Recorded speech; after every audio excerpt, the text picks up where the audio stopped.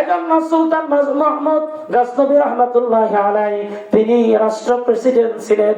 বের হলেন গভীর রজনীতে, তার চেহারাকে আড়াল করে শুধু চোখটা বের করলেন, মুখটা বেঁধে তিনি গভীর রজনীতে বের হলেন। দেখতে চাইলেন কোন মানুষগুলো কোন অবস্থার মধ্যে আছে, কোন মানুষগুলো কোন অবস্থার মধ্যে আছে, কারা খেয়ে আছে কারা না খেয়ে আছে। তিনি যখন গভীর রজনীতে বের হলেন, চারজন মানুষের সঙ্গে দেখা হয়ে গেল। বলেন কয়জন মানুষের সঙ্গে? ওই চারজন মানুষের সঙ্গে দেখা হয়ে গেল। এই চারজন মানুষ ছিল হলো চোর। কি ছিল বলেন? চারজন মানুষ গভীর রজনী যখন হয়ে যেত, তারা দুনিয়ার সমস্ত কাজগুলো বন্ধ করে চুরি করার জন্য বের হয়ে যেত। সুলতান মাহমুদ গজনবী রাহমাতুল্লাহি আলাইহি যখন গভীর রজনীতে বের হলেন, চারজন চোরের সঙ্গে সাক্ষাৎ হয়ে গেল। এই মানুষগুলো মনে করলো আমরা যেরকম চোর, সুলতান মাহমুদ গজনবী রাহমাতুল্লাহি আলাইহি তিনি মনে হয় ওই রকম চোর। তারা মনে করলেন ভাই আপনি একা একা চুরি করে লাভবান হতে পারবেন না, কাজ কি আছেন আমাদের চারজনের সঙ্গে আমরা আপনি আসেন, তাহলে আমরা যদি পাঁচজন মিলে চুরি করি তাহলে অনেক টাকা আয় করা যাবে, আমরা লাভবান হতে পারবো। সুলতান মাহমুদ গজনবী রাহমাতুল্লাহি আলাইহি তার পরিচয়টা গোপন করে তিনি দেখতে ছিলেন। ঠিক আছে, বললেন আমরা তো চুরি করার জন্য বের হয়ে যাব, তাহলে আমাদের মধ্যে কার কোন কোন গুণ আছে আমরা একটু জানলে ভালো হয়। সুলতান মাহমুদ গজনবী রাহমাতুল্লাহি আলাইহি জিজ্ঞাসা করতেছেন চুরি করার জন্য আমরা তো বের হব, ঠিক আছে, তাহলে তোমাদের মধ্যে কোন গুণগুলো আছে যদি একটু বলো তাহলে ভালো হবে।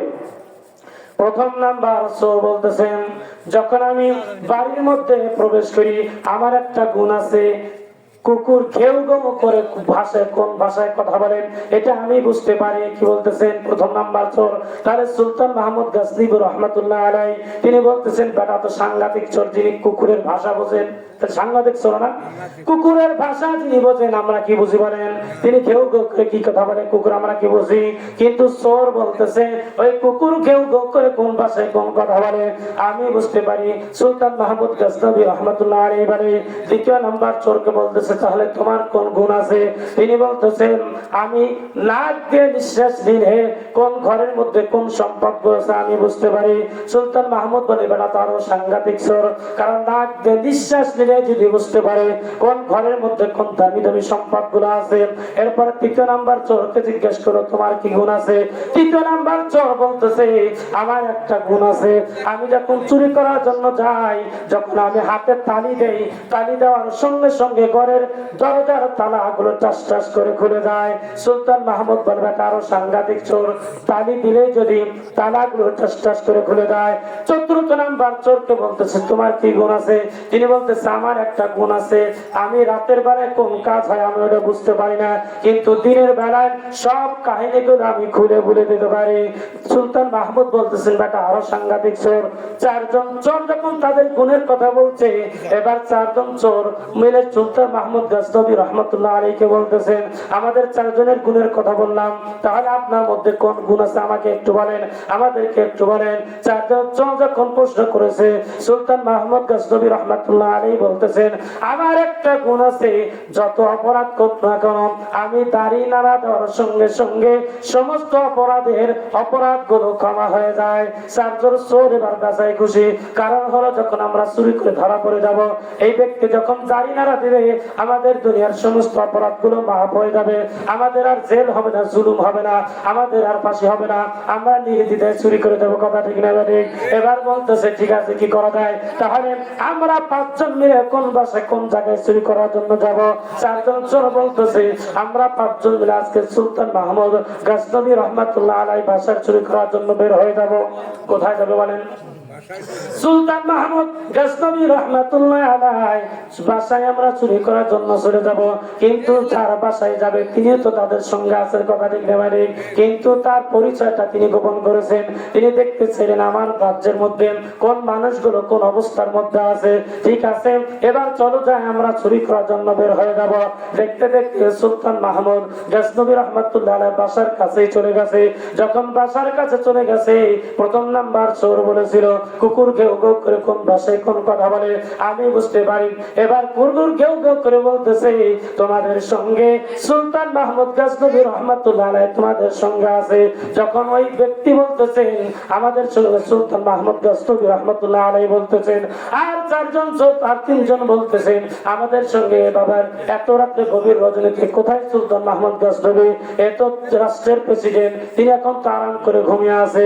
তারা বুঝতে পারে নাই, কিন্তু তাকে ধমক দিয়ে থামিয়ে দিয়েছে, সুলতান মাহমুদ আমাদের সঙ্গে নাই। এবার তারা আবার পাঁচজন মিলে চলে গেল। যে বলেছিলাম লাখ দিয়ে নিঃশ্বাস নিয়ে আমি বুঝতে পারি কোন ঘরের মধ্যে কোন সম্ভব আছে। এবার দ্বিতীয় নাম্বার চোর বলতেছে, আমি দেখতে পাইলাম ওই ঘরের মধ্যে দামি দামি স্বর্ণ অলংকার আছে, তাহলে ওই ঘরের মধ্যে যাওয়া যাক। এবার তৃতীয় নাম্বার চোর তিনি হাতে তালি দেওয়ার সঙ্গে সঙ্গে ঘরের দরজা গুলো খুলে গেল টাস টাস করে, এবং পাঁচজনে 5টা বস্তা নিয়ে ঘরের মধ্যে প্রবেশ করলেন। ঘরের মধ্যে যখন প্রবেশ করলেন, চারজন চোর বলতেছেন আমাদের সঙ্গে একজন ব্যক্তি আজকে আমরা পেয়েছি, যত অপরাধ করি না কেন সব অপরাধ গুলো দাড়ি নাড়া দেওয়ার সঙ্গে সঙ্গে মাফ হয়ে যাবে। অতএব আজকে আমরা আরাম করে ঘুমিয়ে নেই, একটু ঘুমানোর পরে আমরা এরপরে চুরি করার জন্য চুরি করে নিয়ে আমরা চলে যাব। এইবার যখন চারজন চোর এবার যখন একটু আরাম করার জন্য ঘুমিয়ে পড়েছে, আরাম করার সঙ্গে সঙ্গে, কারণ প্রতিদিন চুরি করে পরিশ্রম হয় কি হয় না বলেন, আজকে যখন একটু নিদ্রার জন্য বসে পড়েছেন, সঙ্গে সঙ্গে তারা চারজন ঘুমিয়ে পড়েছেন। কিন্তু সুলতান মাহমুদ গজনবী রহমাতুল্লাহ আলাইহি আর তিনি চুরি করার জন্য বের থাকে নাই। তিনি ঘরের তালা দিয়ে তিনি রাজপ্রাসাদের মধ্যে চলে গেলেন। যাওয়ার সঙ্গে যখন সকাল হয়ে গেল, তার হুজুরকে ডেকে বলতেছেন অমুক ঘরের মধ্যে চারজন চোরকে বন্ধ করে আসছি, তাড়াতাড়ি চারজন চোরকে ধরে নিয়ে আসো, রাজপ্রাসাদের মধ্যে ধরে নিয়ে আসো, তাদের সামনে রাজপ্রাসাদের মধ্যে বিচার করা হবে। যখন চারজন চোরকে রাজপ্রাসাদের মধ্যে ধরে নিয়ে আসা হলো, বিচার ফয়সালা যখন শুরু হয়ে গেল, বিচারের রায় হয়ে গেল এদেরকে ফাঁসি দেওয়া হোক, কারণ আমার রাজ্যের মধ্যে কোন চোর থাকতে পারে না। যখন এই রায় দিয়ে দিল সুলতান মাহমুদ গজনবী রহমাতুল্লাহ আলাইহি, চতুর্থ নাম্বার চোর একটা কথা বলেছিল। তিনি বলেছেন রাতের বেলায় কোন কাহিনী হয় আমি দিনের বেলায় বলে দিতে পারি। বলেছিল দিনের বেলায় আমি বলে দিতে পারি। তিনি বলতেছেন আমরা তো চোর চারজন ছিলাম না, আমরা চোর ছিলাম 5 জন। কয়জন? আমরা চোর ছিলাম 5 জন। সুতরাং যদি ফাঁসি হয় 4 জনের, 4 জনের হতে পারে না। ফাঁসি যদি হয় 5 জনেরই ফাঁসি হবে। কথা ঠিক না ঠিক? এইবার যখন তারা বুঝতে পেরেছে, সুলতান মাহমুদ বুঝতে পারলো আমি তো তাদের সঙ্গে চুরি করার জন্য বের হয়েছিলাম, এবার তাদের ফাঁসির এই রায় গুলো তিনি মাফ করে দিলেন। তাদেরকে যখন মাফ করে দিলেন, আর একজন চোর হাউমাউ করে কাঁদতে লাগলো। চোরের যে লিডার ছিল তিনি হাউমাউ করে কাঁদতে লাগলেন। এবার তিনি সুলতান মাহমুদ গজনবী রহমাতুল্লাহ আলাইহি বলতেছে তোমার কি সমস্যা হলো? আমি তো তোমাদের সমস্ত অপরাধ গুলো ক্ষমা করে দিয়েছি, কি সমস্যা? হাউমাউ করে কাঁদো কেন?